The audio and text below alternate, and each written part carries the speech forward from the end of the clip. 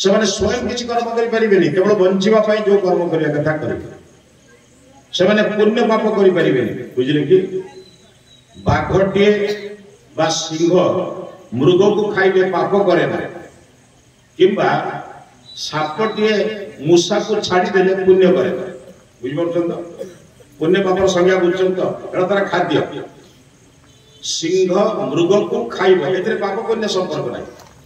ना तार खाद्य से खाइब बिराड़ी मूषा को खाइब ए पाप पुण्य संपर्क ना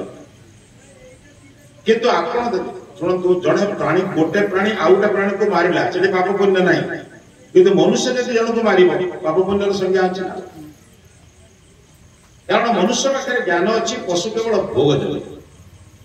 मनुष्य कर्म भी कर भोग भी कर कर्म कर जन्म है परमात्मा को दीटा इंद्रिय दे गोटे दीटा इंद्रिय मैंने तो 11टा इंद्रिय मन को विषय किंतु दी प्रकार कर्मेन्द्रिय 5 ज्ञानेन्द्रिय 5 तापर मन बुद्धि चित्त अहंकार पचड़ केवल ज्ञानेन्द्रिय जदि दे था से तो जानी था कहीं कर्म करना बहुत लोग बर्तमान भावुंट कर्म न करवा लोक हूँ सब बड़ लोक आजिकल कर्म न कर व्यवस्था मिस ना कर्म कर व्यवस्था मिस कर्म न करवा लोक भावुँ मु बड़ लोक कर्म करुवा लोक भावुँ सान लोक गोटे श्रमिक ये परंपरा नथिला भारतीय संस्कृति रे प्रत्येक व्यक्ति कर्म करते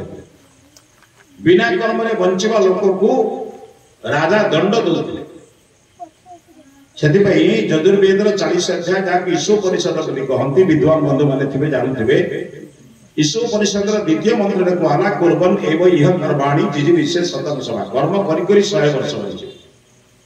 रोगी है बिछड़ा पड़ी पड़ी अन्य मान आश्रित हो बंचार मूल्य किसी न था जड़े लोक 20 वर्ष जदि केवल बिछड़ा पड़ी पड़ी रहा परिवार वर्ग भी प्रभु को प्रार्थना करें प्रभु ए बापा को नहीं जाओ मां को नहीं जाओ कारण बहुत कष्ट पाउछन से कहीं से बंचार माने किसी न था से वेदर मंत्र कहले आयुषा आयुष्मताम जीव मां वृथा आयुष्मान भड़िया बंच मृतक भड़िया कौन बंचीच मल्लांग भाई आम गाँव कहते मरी मल्लांग भाया कौन बंचुरे बंचला भाया बंच कौन बंचार कारण बंचार कारण हूँ ज्ञानेन्द्रिय द्वारा जानवे कर्मेन्द्रिय द्वारा कर ये हूँ मनीष पशु मैंने केवल भोग कर सिंह व्याघ्र भल्लुक चिंटी ठारू आरंभ कर झिंटिका ठारू आरंभ कर पिपली जंदा पर्यंत समस्ते कर्म फल को भोग कर निजे किसी कर्म करें जहाँ निर्धारित कर्म करेंगे हाथी केबे गाईर काम करें गाई केबे हाथी काम करें काम निर्दिष्ट रही से बणर फल फल जहाँ अच्छी भांगी खाइबे बस से चले मनुष्य बुद्धिया बोली पशु मान काम लगाए बड़द गोटे आपे हल करे ना मनीष प्रशिक्षित कर हल काम लगाए सिंह भाया जंतु को भयंकर जंतु को जनता भितर पड़ी सर्कस खेल देखिए पैसा रोजगार करे हाथी भाया जंतु को बाहुत हो बसी द्वारा काम आदाय कर कहीं आदाय करे ना मनुष्य पाखे बुद्धि अच्छी पशु मान को काम लगे से किंतु मनुष्य पाखे जो बुद्धि अच्छी विवेक अच्छी विचार अच्छी से कौन कर कर्म भी कर भोग भी कर